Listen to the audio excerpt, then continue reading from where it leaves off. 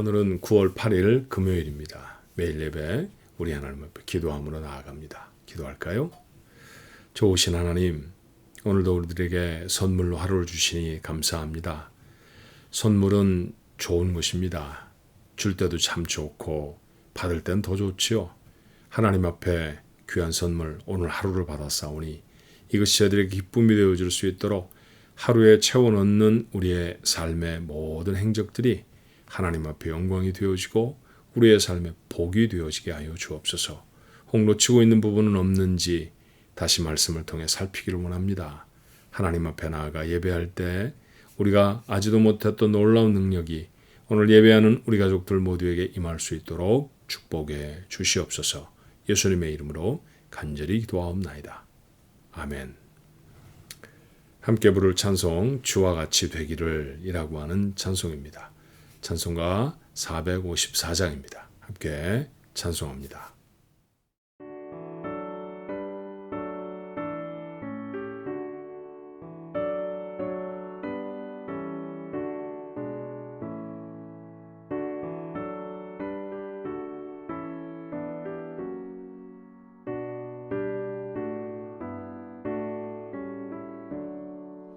주와 같이 되기를 내가 항상 원하니 온유하고 겸손한 주의 마음 주소서. 세상에서 우리가 나 그대로 있을 주의 형상 닮아서 살아가게 하소서. 비록 작은 새라도 돌보시는 나의 주 나와 함께 계시어 나를 지켜주소서. 마음이 깨끗한 일을 내가 항상 원하니 악한 마음을 버리고 살아가게 하소서.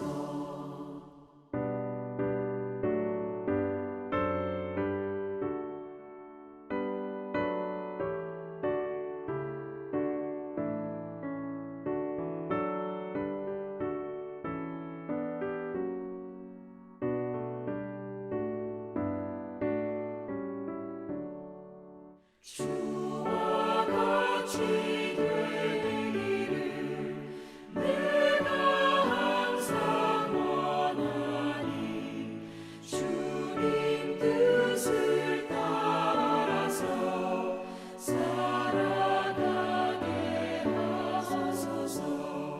주 은혜로 거듭나 말씀 위에 붙겠어. 영원 무궁하도록 주와 함께 살리라.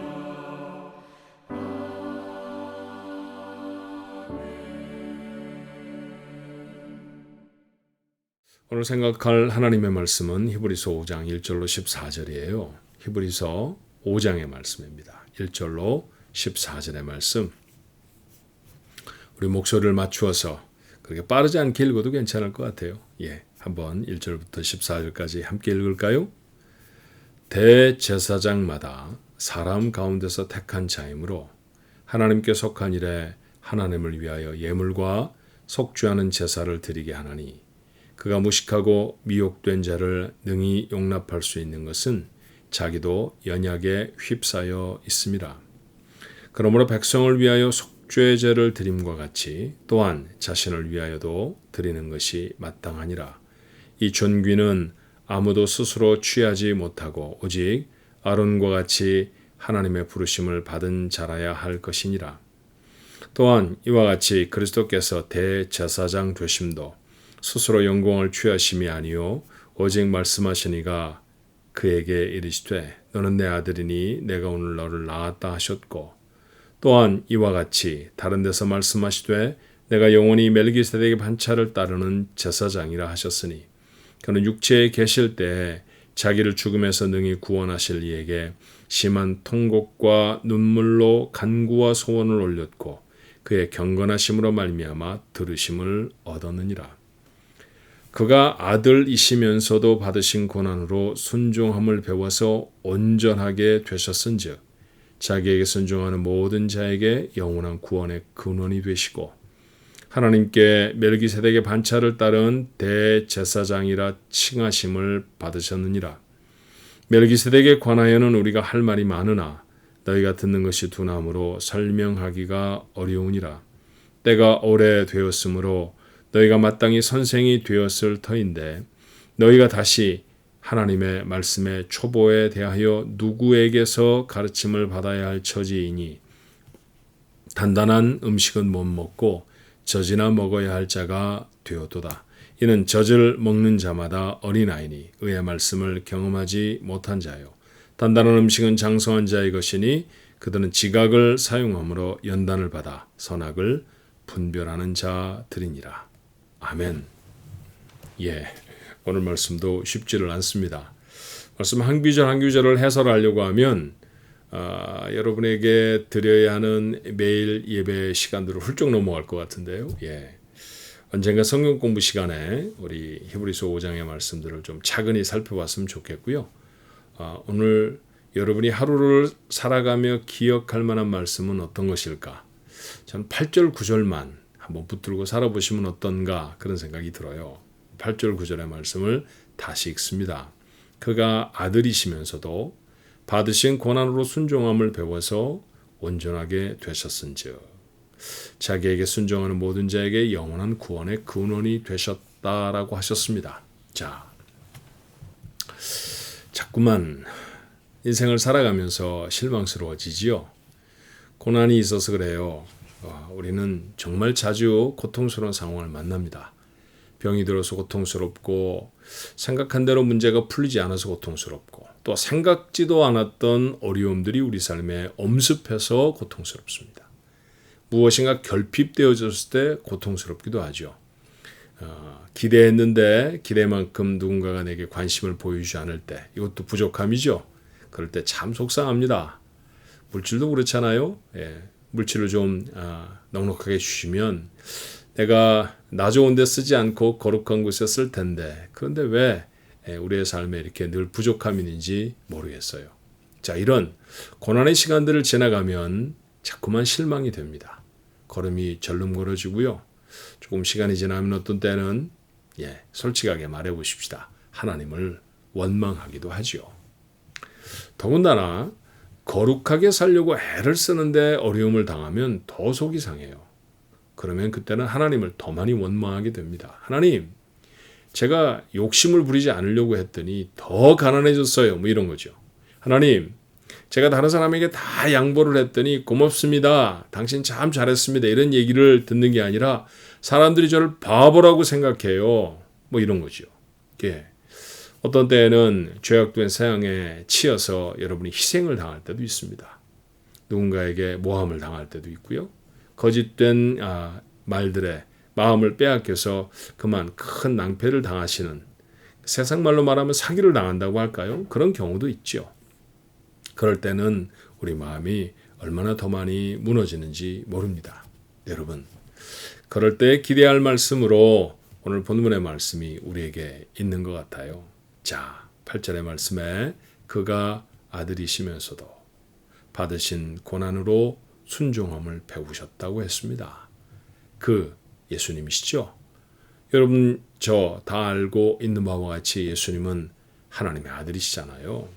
그때 그 하나님의 아들도 받으신 고난이 있었다고 했습니다. 여러분 주님이 받으셨던 고난 기억하시잖아요.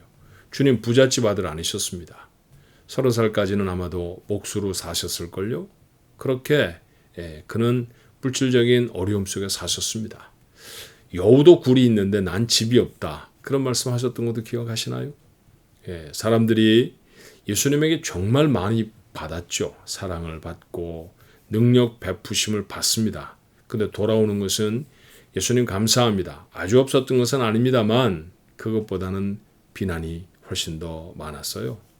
배신도 당하셨습니다. 예수님이 잡히시기 전날 밤에 제자들 다 모아놓으시고 그들의 발을 일일이 다 씻어주시지 않으셨던가요?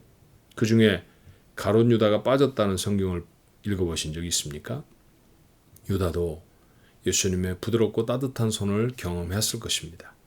그의 발가락 사이사이에 낀 먼지들을 물로 닦아주시며 예수님은 아마 그래 말씀하셨을지 몰라요. 유다야, 오늘도 많이 수고했구나.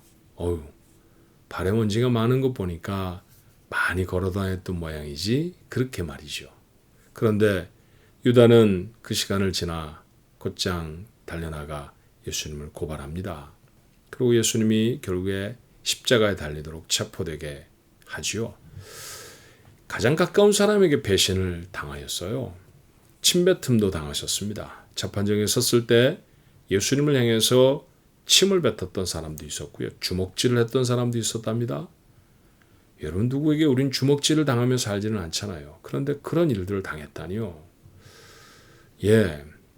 만약에 정말 이름 없는 누군가에게 주먹질을 했다든지 뭐 좀 불경스러우니까 침은 아니라고 해도 신발이라고 하십시다. 신발이라도 던졌다고 하면 어쩌면 그 사람이 우리를 고발하면 우리는 경찰서에 들어가서 당신 그런 짓 하면 됩니까? 이 사람이 아무리 가난하게 보이고 이 사람이 아무리 거리에 있는 사람이라 할지라도 그게 신발 던지고 하면 못 씁니다. 뭐 그런 훈계를 듣겠죠. 근데 만약 여러분이 여러분의 신발을 영국의 여왕이나 미국의 대통령에게 던졌다고 하면 그건 말 몇 마디로 끝날 사건이 아닐걸요? 예수님은 온 세상의 왕이십니다. 하나님의 아들이셨습니다. 근데 그런 분에게 주먹질을 하다니요. 그런 분에게 침을 뱉다니요. 이게 있을 수 있는 일입니까? 그런데 그런 침뱉음을, 그런 주먹 다짐을 주님은 당하셨습니다. 그리고 마침내 사람들은 그의 손을, 그의 발을 십자가에 매달죠. 못으로 꽝꽝 박았다는 얘기입니다. 그리고 빨리 죽으라고 옆구리에 깊이 창을 찔러 넣었어요. 아마 그렇게 찔러진 창은 그의 장부를 다 터뜨렸을 것이고 물과 피를 그래서 그는 쏟으셨을 것입니다. 주님이 그런 고난을 당하셨습니다. 주님은 누구셨나요? 하나님의 아들이십니다. 그가 하나님의 아들이시면서도 고난을 받으셨다. 이것이 히브리서의 말씀이죠. 그런데 여러분, 저는 정말 힘들고 어려웠을 때 이 히브리서 5장 8절의 말씀이 제게 얼마나 큰 위로가 됐는지 몰라요. 아, 그래. 내가 지금 이렇게 어려운데, 내가 지금 이렇게 상황이 힘든데, 그런데 주님은 더 어려우셨구나. 하나님의 아들이심에도 불구하고 주님이 그런 고난을 당하셨구나. 여러분, 그런 생각을 하면 위로가 되더라고요. 이길 수 있었습니다. 주님뿐입니까? 모세도 그랬죠. 그는 태어나서 얼마 안 가 이 강에 버려지는 일을 경험하기도 했었습니다. 40년을 살던 왕자의 자리에서 하루아침에 쫓겨나는 어려움도 경험했죠. 얼마나 고통스럽고 어려웠을까요? 이스라엘 백성을 인도했을 때 80이 넘었던 그에게 사람들은 늘 순종과 존경을 보여주지 않았습니다. 얼마나 괴로웠으면 주님, 제가 이들을 낳았습니까? 제가 이들을 왜 먹여야 합니까? 하나님 앞에 그런 기도를 하기도 했었죠. 그래요.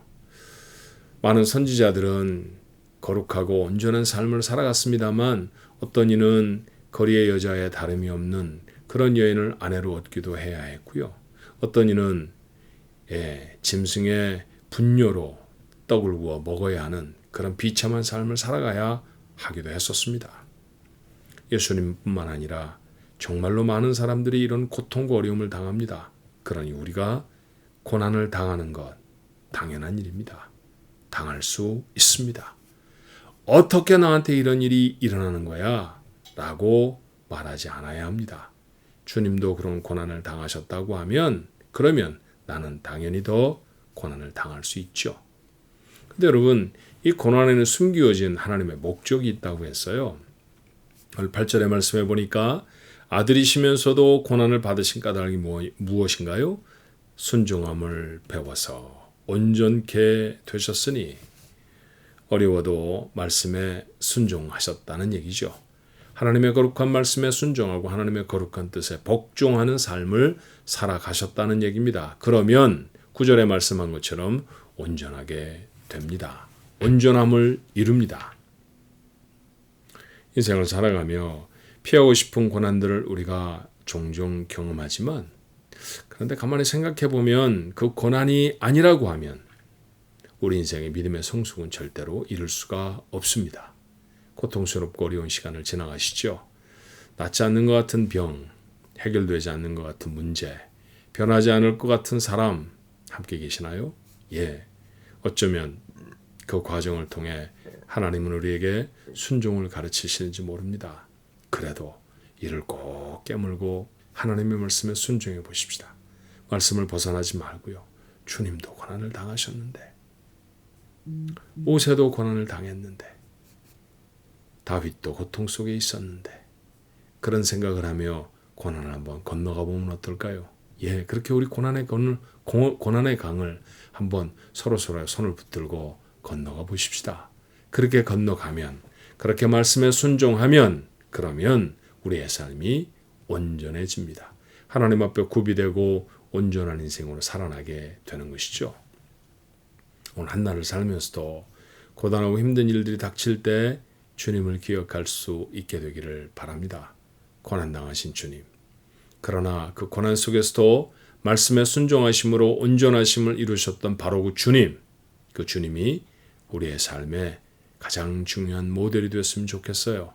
그렇게 고난들을 이겨내서 어제보다는 오늘이 더 온전하고 내일은 오늘보다 더 온전함을 이루어내는 그렇게 날마다 성숙해지는 멋진 그리스도인, 정말 괜찮은 하나님의 자녀, 그게 여러분과 제 모습이었으면 좋겠습니다. 그런 일을 이루시도록 우리 하나님 앞에 기도하는 그런 예배의 시간이 됐으면 좋겠네요. 기도할까요? 사랑이 많으신 하나님, 눈물이 흐르는 고통스러운 상황을 만날 때가 정말 많습니다. 무엇인가를 잃어버렸을 때, 특별히 저희가 사람을 잃어버렸을 때 정말 마음에 비탄한 마음이 들지요. 우리가 사랑했던 것들을 손에서 놓아야 했을 때, 꿈들이 포기되어져야 할 때, 우리가 아끼고 애지중지하던 것들이 우리의 삶에서 사라져버릴 때, 우리가 결핍을 경험하고 너무 힘들고 어려운 상황 속에 빠져버릴 때 고통스럽습니다. 그런데 주님도 그러셨다는 사실을 오늘 성경을 통해 우리가 만납니다. 하지만 주님은 그 고난 가운데서도 순종함을 배우셨습니다. 하나님의 뜻에 순종하는 법, 하나님의 말씀에 순종하는 법 배우셨다는 얘기입니다.